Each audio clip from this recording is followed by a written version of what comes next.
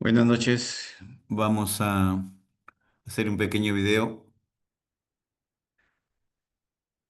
introductorio del tema del equilibrio iónico. Para eso vamos a hablar primero de las reacciones ácido-base. Los tres tipos de reacciones ácido-base que existen, ¿no? Bueno, aquí hay una frase interesante sobre la importancia del equilibrio iónico, el equilibrio ácido-básico, ¿no? Mahan y Myers afirman, es probable que no exista otro tipo de equilibrio tan importante como el de ácidos y bases. Estamos totalmente de acuerdo, ¿no? La vida marina, nuestra propia salud, nuestra vida, la salud ambiental, todas dependen del equilibrio ácido-base. Vamos a explicar brevemente las teorías ácido-bases existentes, que son tres. Vamos a comenzar con la teoría de Arrhenius, la más antigua, no obligatoriamente la mejor, pero fue el que empezó definiendo originalmente qué es un ácido y qué es una base. Nadie lo había intentado hacer hasta entonces.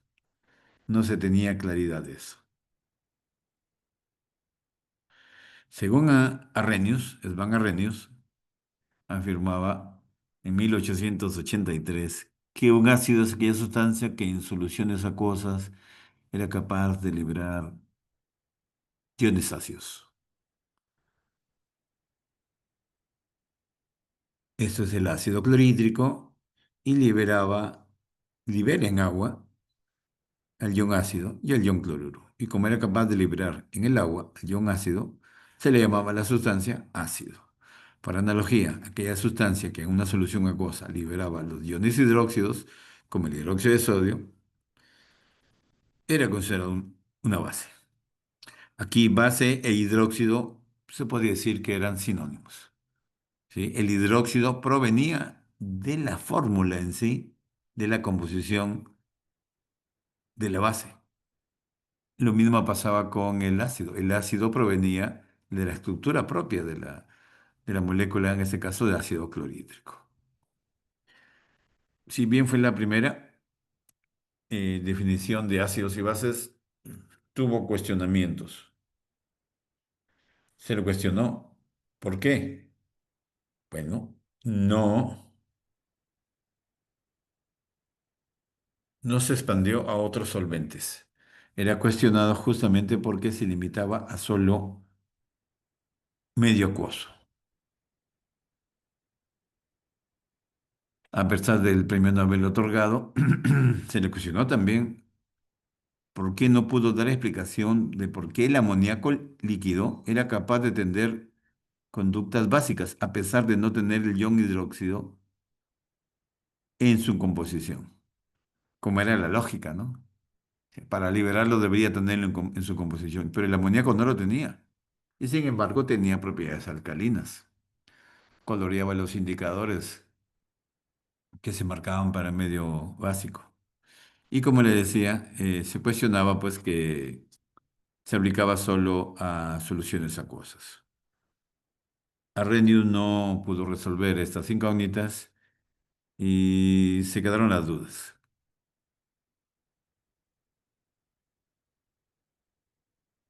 Vinieron un par de químicos, Nicolas Broughton y Thomas Lowry, que ellos dieron una perspectiva más amplia de la teoría ácido-base. Para ellos, bueno, ellos tomaron en cuenta el criterio de considerar como eje central de su teoría al ion ácido. Todos saben que el ion ácido viene del protio. Y el protio es un protón y un electrón. El protio no tiene neutrones. Por lo tanto, el hidrógeno, al perder un electrón, perdón, y convertirse en ion, y recuerden, el hidrógeno al perder un electrón se vuelve ion ácido. Entonces, si no tiene neutrones y acaba de perder su único electrón, resulta que lo único que le queda es un protón. Entonces, Bronson y Lowry empezaron a manejar como sinónimos al ion ácido como protón. Y es así que se le conoce esta teoría como la teoría de la transferencia protónica. porque justamente lo que se va a transferir son iones ácidos o protones. Así pues, el ácido acético es capaz de liberar a este hidrógeno del grupo carboxilo y dárselo al agua. Al perderlo, como él está que cede, está donando su protón, es el ácido. Y quien lo recibe, el agua, es la base. Ahora, esta reacción es reversible, tiene equilibrio, y potencialmente el hidrógeno formado, cuando el agua recibió el protón, puede devolverlo al acetato formado. Y el agua potencialmente es un ácido y el acetato potencialmente es una base. Esto da origen a los pares ácido-bases conjugados. Tenemos que el ácido acético y el ácido acético y el acetato son par ácido y base conjugada. Y por analogía, el agua y el hidrógeno son el par base y su ácido conjugado. Interesante porque esta teoría probó con otros solventes y se cumplía. Aparte que dio la explicación a por qué el amoníaco era una base. Aquí tenemos pues el caso del amoníaco, que era capaz de recibir un protón del agua y convertirse en amonio.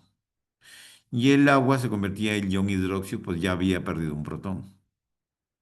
Justamente se comprueba aquí que no era obligatorio que tenga el OH, el ion hidróxido, en su constitución, sino que lo formaba cuando reaccionaba con el agua por medio de hidrólisis. Entonces se entendió de que no era obligatorio de que el OH negativo sea parte de la fórmula, sino que incluso se produzca cuando reaccione con el solvente, como ocurrió en este caso. Conclusión, el amoníaco sí es base, a pesar de no tener el ion hidróxido en su constitución. Cabe rescatar que en la primera reacción el agua se comporta como una base y en esta segunda el agua está que dona el protón. Por lo tanto, el agua es el ácido aquí. Se comprueba de que el agua tiene una conducta básica en la primera reacción y ácida en la segunda. Y eso hace que se califique como una sustancia anfótera, aquella que puede reaccionar como ácido o como base. Anfóteros, también llamados anfolitos. Y hay una lista relativamente grande de sustancias que tienen esa conducta. Acá tenemos una imagen donde se vamos a presentar a Nicholas Brownston y a Thomas Martin Lowry, los autores de esta teoría. Pero viene una teoría mucho mejor. Esta teoría se debe a Newton Lewis, que en 1923 planteó lo siguiente. Para Lewis, ácido era aquella especie química que pudiera aceptar un par de electrones y base es aquella que lo podría donar. Y básicamente el corazón de esta teoría son los electrones no compartidos. Como pueden ver en la estructura de Lewis del amoníaco, él tiene un par de electrones no compartidos. ¿Los puede donar? Sí, por lo tanto, si los puede donar es la base. El ion ácido no tiene electrones, ¿los puede aceptar? Sí, y van a formar un compuesto covalente coordinado adaptivo. Y esto es una reacción ácido-base. Vale decir, en la teoría de Lewis, la reacción ácido-base implica un enlace covalente coordinado. Señores, estamos frente a una reacción ácido-base y nunca estuvo presente el ion hidróxido. Esta teoría es mucho más amplia, mucho más amplia.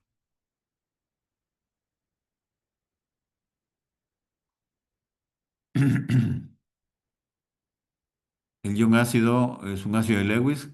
Claro que sí. ¿Es el único? No, hay muchísimos más. Tenemos al trifluoruro de boro como ejemplo. Característica principal, no llega al octeto. Le faltan dos electrones para completar su octeto. Sin embargo, tenemos al frente al amoníaco, que tiene un par de electrones no compartidos. Estas dos especies químicas son complementarias y este par de electrones no compartidos se los puede dar el nitrógeno al boro. Tanto así que se produce el enlace covalente coordinado. Él donó, el amoníaco, los electrones es la base. El trifluoruro de boro los aceptó, es el ácido. Y el autor de la teoría, que es básicamente el que rige la química orgánica, en la teoría ácido-base de Lewis, y tenemos al autor a Gilbert Newton Lewis, gran físico que planteó esta teoría. Eso es todo por el momento. Muchísimas gracias.